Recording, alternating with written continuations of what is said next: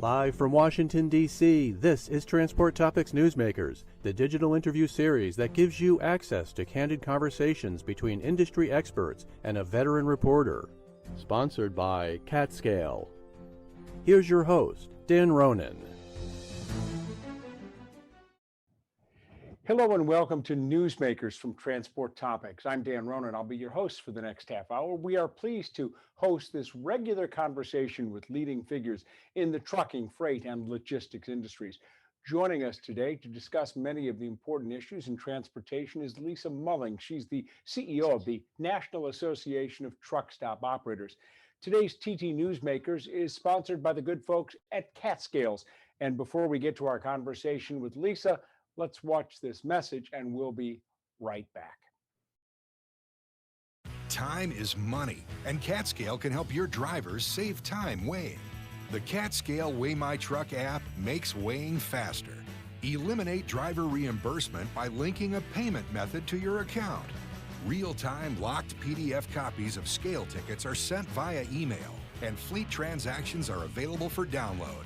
Drivers know their axle and gross weights before pulling off the scale, and CatScale weights are always guaranteed. Drivers get back on the road faster with the Weigh My Truck app from CatScale. Welcome back. Truck parking has been in recent years to be acknowledged as one of the industry's most critical concerns, especially for drivers who always need safe places to park and to rest. In the House of Representatives it was recently introduced the Truck Parking Safety Improvement Act, which would offer critical assistance to the expansion of commercial truck parking spaces. There are currently more than 5,000 truck stops in travel centers, which provide about 90% of the country's entire truck parking capacity. So what role will truck stops and travel centers play in the path to addressing the shortage and aiding the expansion? Lisa, it's good to have you with us here on TT Newsmakers. Let's talk about this. First off, how serious do you think the problem is, and where can we get this problem resolved? How serious of a problem is it? Well, Dan, first I want to say thank you for having me on today. I really appreciate it. You know that NATSO has been actively engaged on the issue of truck parking for many, many years. And as you said, the House recently approved the Truck Parking Safety Improvement Act. It now needs to go to the full House for a vote, but NATSO has been very supportive of that initiative. We work very closely with Congressman Mike Boss to ensure that the federal dollars that are set aside specifically for truck parking in this bill would be maximized to expand the number of parking spaces. So the bill, as you probably know, would allow the states or the metropolitan organizations that receive the grants to partner with the private sector, including our members, to expand parking spaces.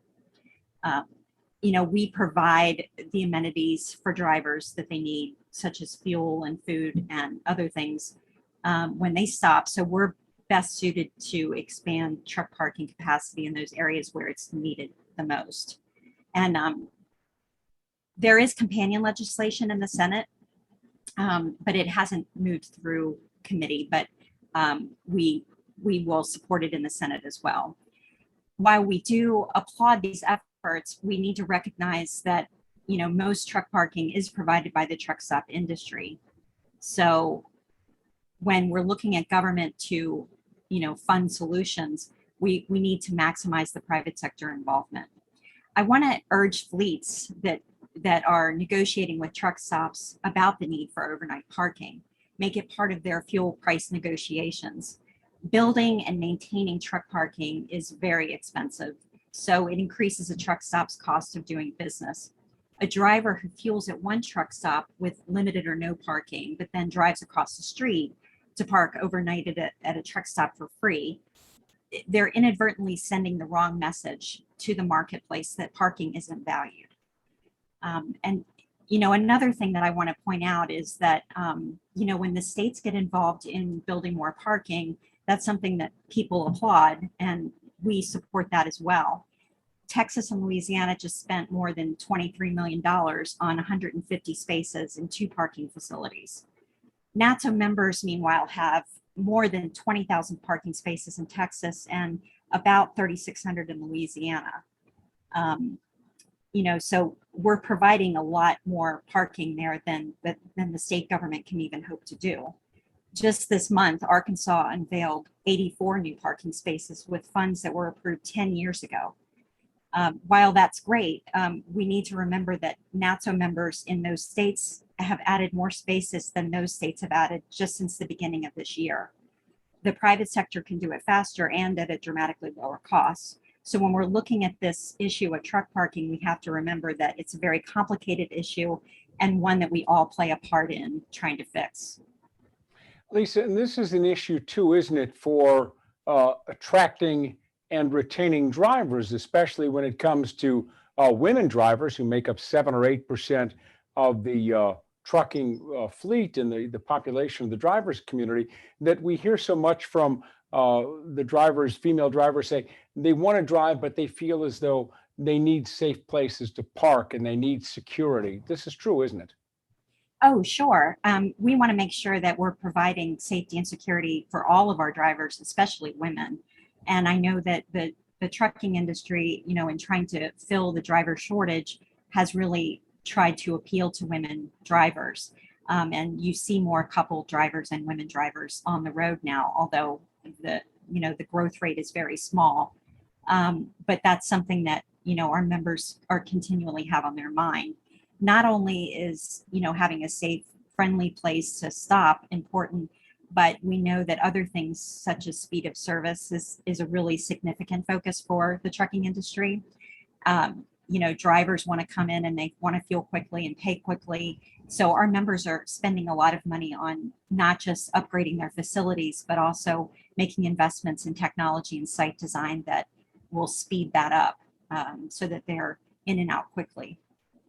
And as you said, there's the Parking Safety Improvement Act that Congressman Bost is supporting and has been introduced.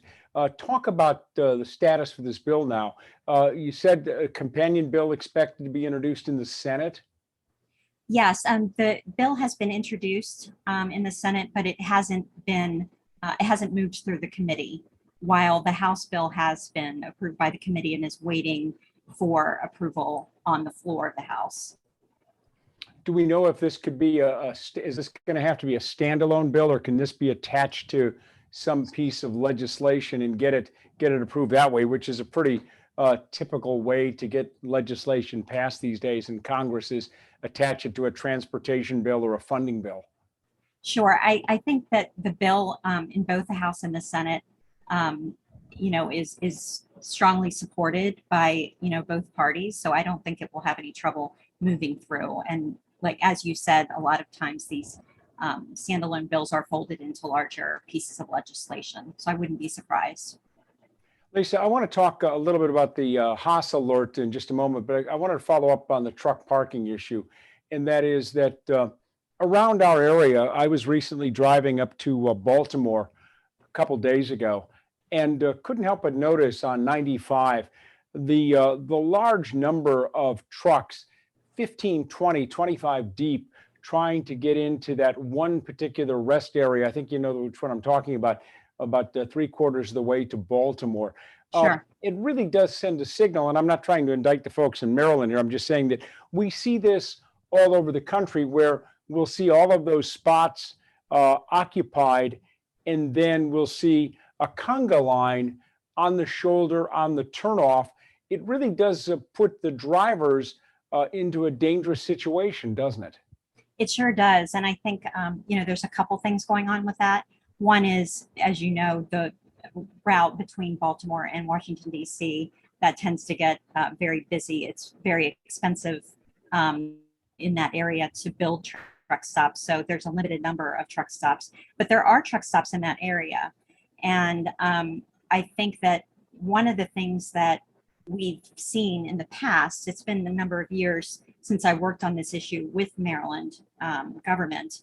But when we looked at that, we saw that there was space available at some of the nearby truck stops.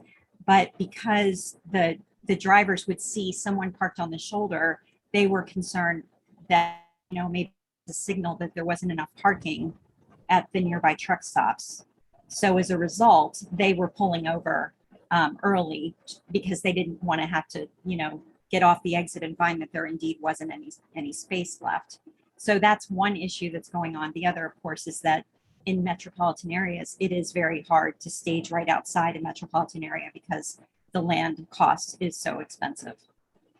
And we're now 5+ years into the ELD mandate in the trucking industry.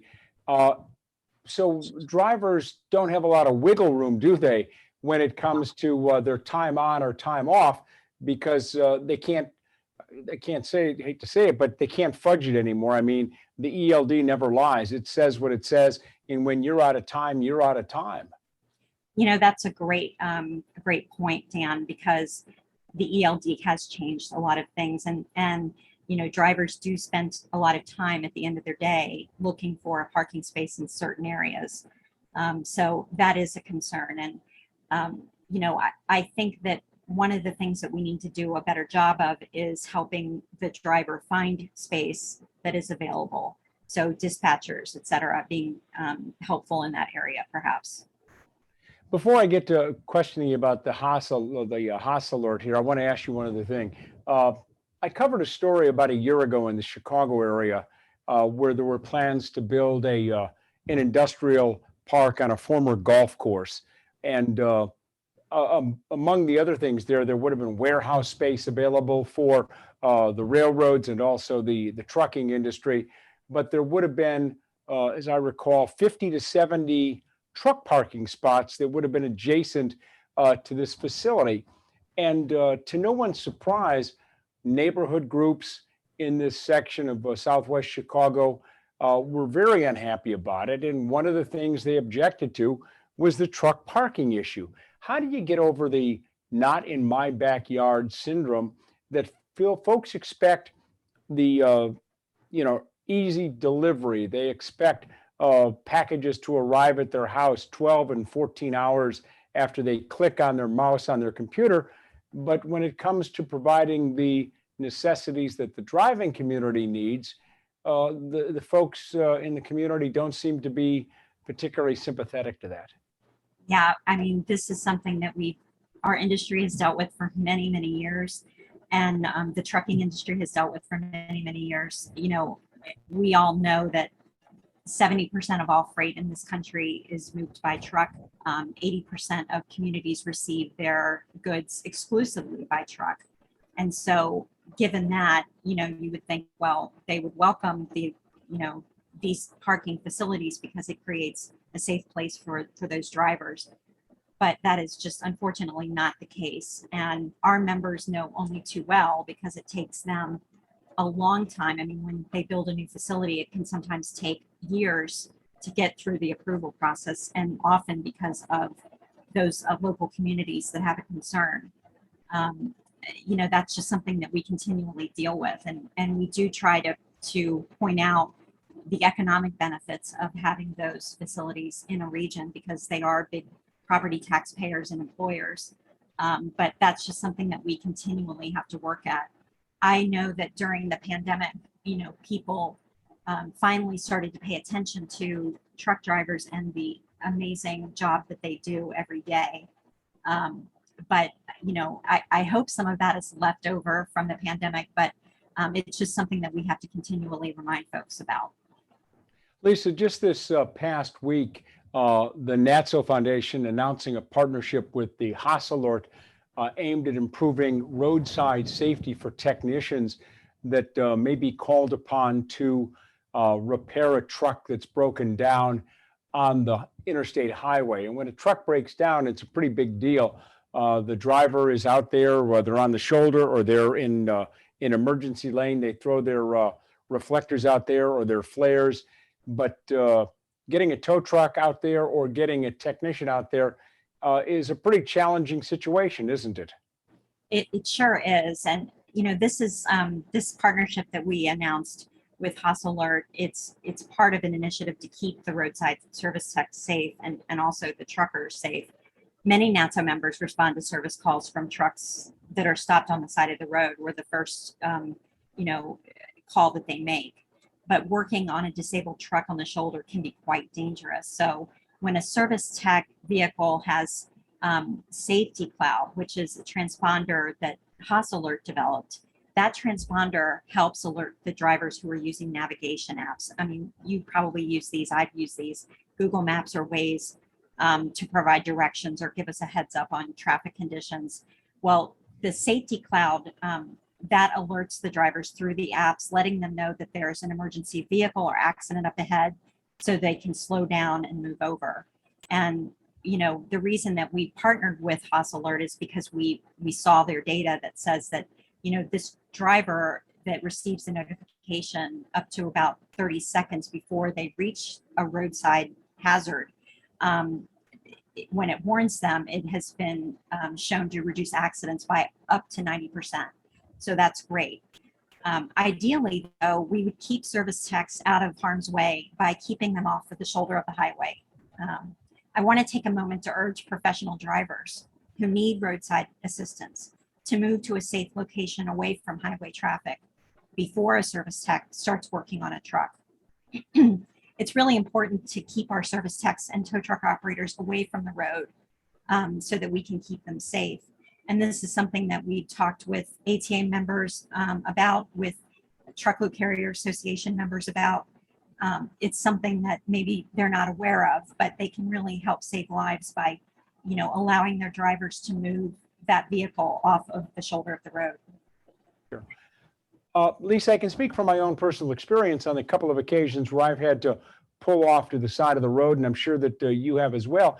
I feel very uncomfortable being 3, 4, 5 feet away from vehicular traffic that's going at 55, 60 miles per hour. I can't imagine how difficult it must be for a technician to have to open the hood of that big truck and then go under the hood and start looking to do a diagnostic situation there.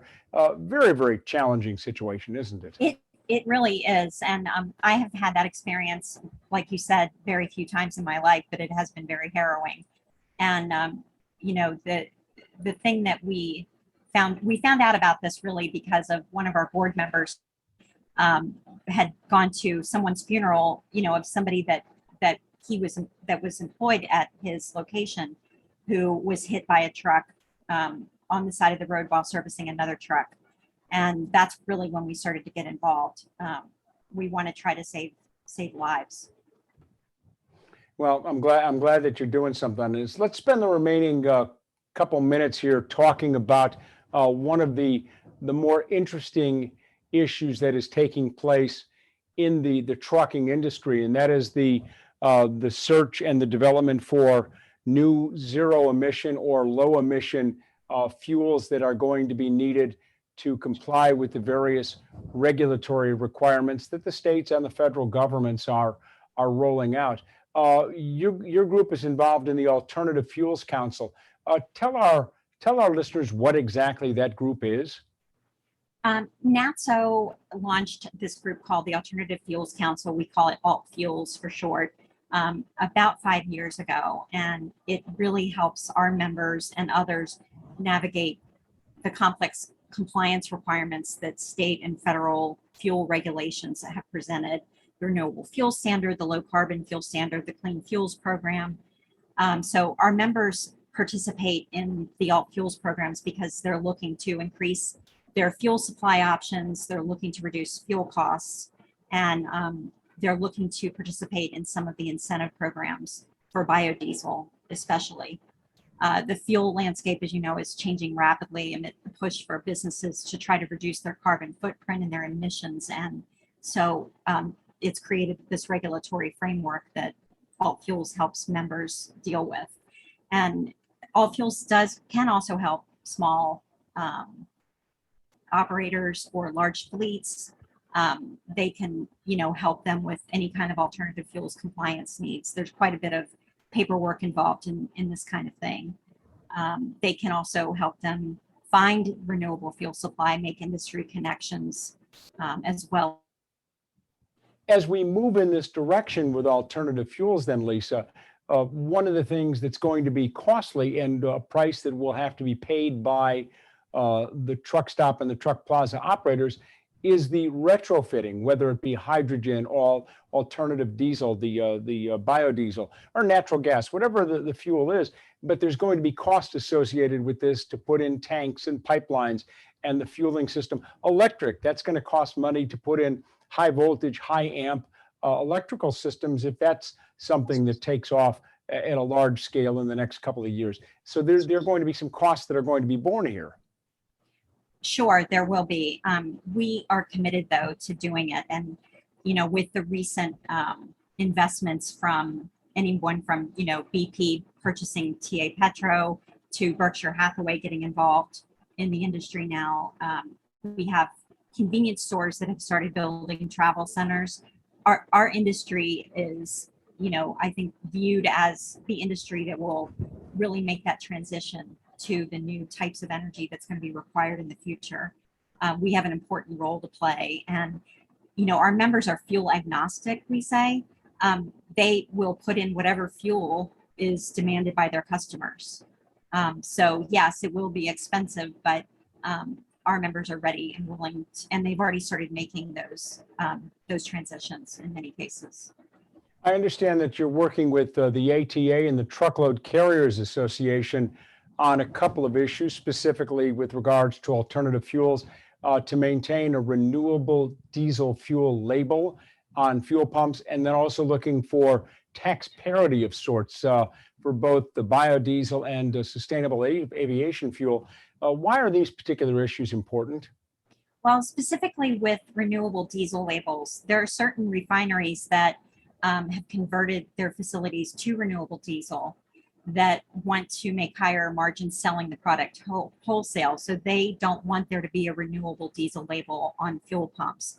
But removing that label would cut into the fuel cost discounts that trucking companies are getting at retail. That label ensures that every gallon of renewable diesel is segregated from petroleum diesel through the supply chain. But if they can commingle the fuel, fleets won't know what they're buying. And so renewable diesel will be priced the same as petroleum diesel, and they'll lose out on that cost savings there. So they also wouldn't have any way of determining the environmental benefits of the renewable diesel. So fleets are increasingly wanting to monitor their greenhouse gas emissions, and this is a piece of the information that they won't have if they don't know it's renewable diesel. Separately, we're also working on making sure there's tax parity between biodiesel and sustainable aviation fuel. These two renewable fuels are made from the same feedstock, which is typically fats and oils. And so under the Inflation Reduction Act, producers got a higher tax credit to produce this sustainable aviation fuel. But commercial trucks have been operating on biodiesel and renewable diesel for more than a decade. But without that tax parity, without the tax credit being the same for both sustainable aviation fuel and for biodiesel and renewable diesel, producers are incentivized to make jet fuel, and that will reduce the amount of diesel, renewable diesel and biodiesel that's available for fleets.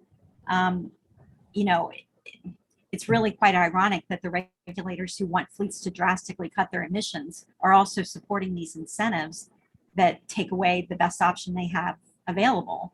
Not only will it reduce the impact, the positive impact that the trucking industry has been making on greenhouse gas and emission standards, but it will also increase the price of fuel because there'll be less supply available in the market. Lisa, your group recently joined the Clean Freight Coalition. Why? Well, as you know, the Clean Freight Coalition is an alliance of truck transportation stakeholders that are committed to a clean energy future for America's truck stop and trucking industries. We're the fuel retailers who predominantly cater to the nation's trucking fleet, so we have an important role to play as this group educates lawmakers and regulators about the need for sound market-driven policies that advance the adoption of technology and fuels that reduce carbon emissions. We say all the time, there's a need for a market-driven technology neutral approach to this issue, because that will be the only real way that we can advance the adoption of alternative fuels. We need a science-based approach that doesn't prioritize one fuel over another. We want to evaluate the emissions reductions over the entire life cycle of a technology. So given that, we have a lot of work to do, because we've seen that lawmakers, regulators, they tend to favor electricity. While that is certainly part of this, and it may prove to be a big part of it overall, we need to work together to make sure that we're doing everything that we can to make sure that it's a market-driven approach, to make sure that the industry is going to be able to sustain this over a long period of time. I know for the short term, biofuels are what fleets can utilize to reduce their emissions. That's something they can do right now. We have to ensure that these fuels continue to be available and to be prioritized. Lisa, last question. Within the last couple of months, there have been some changes in leadership. Berkshire Hathaway announced a new CEO at Pilot, and BP has announced changes in leadership at TA. What are these changes going to mean for the industry, and how do you interpret these changes for what's taking place in the travel plaza and truck stop industry? There have been an awful lot of changes, and I think it's a good thing. These companies, Berkshire Hathaway, BP, and others, they're not looking out at the future and questioning whether the country is going to be moving to alternative fuels. They're looking at the future and they're saying, we know this transition is coming, and this is the way to position us to take advantage of it. When you look at EV charging for cars, for example, we have the locations and the amenities that the drivers need if they're going to stop and recharge. And we've seen that these companies are looking for an established network across the U.S.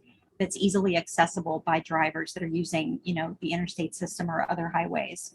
And we think that's why they've become so involved with the truck stop industry. And it's not just, BP and Berkshire Hathaway.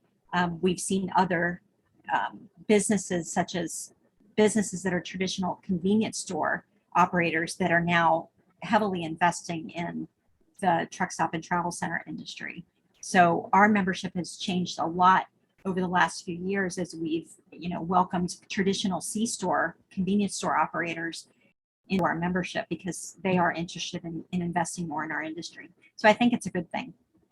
Good deal. Lisa, thank you. In closing, we want to thank our guest, Lisa Mullings, for joining us. She's the CEO of the National Association of Truck Stop Operators. We appreciate her participation in today's edition of Newsmakers. We also want to thank our sponsor, Catscales, for their sponsorship of this Transport Topics Newsmakers webcast available. This webcast will be available for viewing on demand. Go to ttnews.com for more information about how you can watch this interview with Lisa or all of our interviews in the series at ttnews.com. I'm Dan Ronan, ttnews.com. We thank you for watching. Thank you for joining us today. For more information on future episodes, visit ttnews.com. This has been Transport Topics Newsmakers.